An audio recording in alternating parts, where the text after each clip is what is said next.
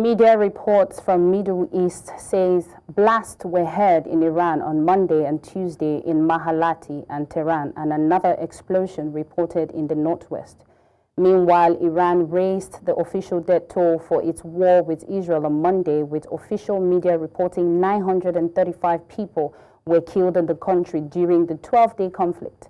The state-run IRNA news agency did not give a breakdown between military and civilian casualties. The country has also announced that the country's nuclear negotiations with the United States will not resume until the U.S. military threat ceases. Joining us now from Tehran is Dr. Zohren Khwarazmi, who is Professor of American Studies, University of Tehran. Hello, Doctor. How are you? Good afternoon. Thank you very much. Thank you for inviting me. Please, how has the general mood been among the people in Iran lately? How are they feeling? Are they feeling hope, or is there fear? Is there resistance? What exactly are they feeling over there in Iran?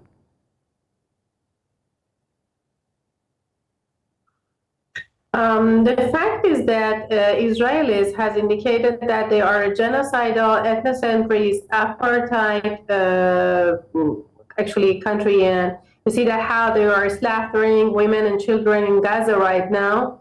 So Iranians also are feeling unsafe as they may strike back soon. And it is something that's well expected here, that they are continuing their act of aggression against Iran. Anyway, but at the same time, there is a sort of national solidarity. The people indicated that in the funeral of the actually martyrs and the people killed by Israelis, the commanders, the civilians, women, children, more than a million, over a million population came to the streets and take part in the actually funeral. And the sort of maxims that people were chanting was death to Israel, death to the United States, and the confirmation of the right to defend and a right to continue our actually developing the nuclear peaceful energy facilities. And I think there's the spirit of solidarity very much overwhelmed by the society. Okay. From a geopolitical perspective, how do you see Iran's current security situation following the recent escalation and bombing? What do you think will happen?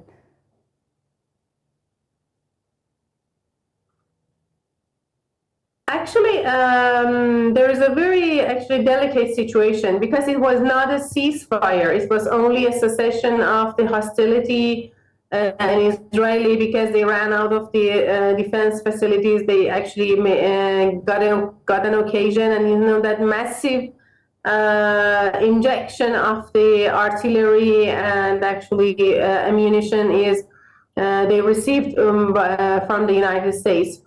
So I think that sort of actually cessation of hostility can be very short term, and very soon maybe Iran would be struck by Israelis. So this is the whole actually sense we have and the calculation we have. But at the same time, Iran is working on its defense system, on its actually missile capabilities.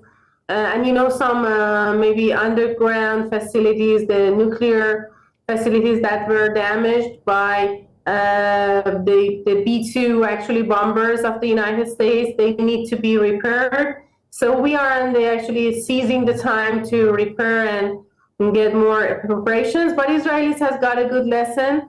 They thought that. Okay, we've seemed to lose the doctor there.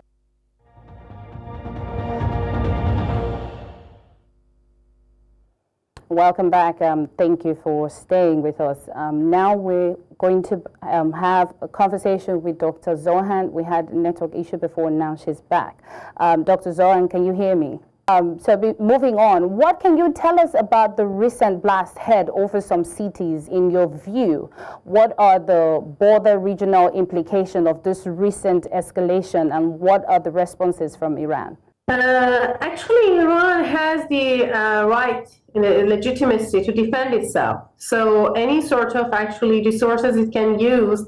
One is that very much the people are aware today about using the technology, how the US corporations like Meta, for example, are misusing our information against us. And at the same time, looking at the, for example, international bodies like IAEA, the real image of them, the reality is very well understood by the Iranian nation, and that how they misuse the information, how the nuclear scientists' information were leaked, how they are not even condemned Israel, that is not a member of the NPT. It has 400 nuclear warheads, and it used actually, and it actually did the act of aggression against us, and IAEA and Grossi never condemned it. And also the United States position that bombarded actually the Iranian nuclear facilities. They were not even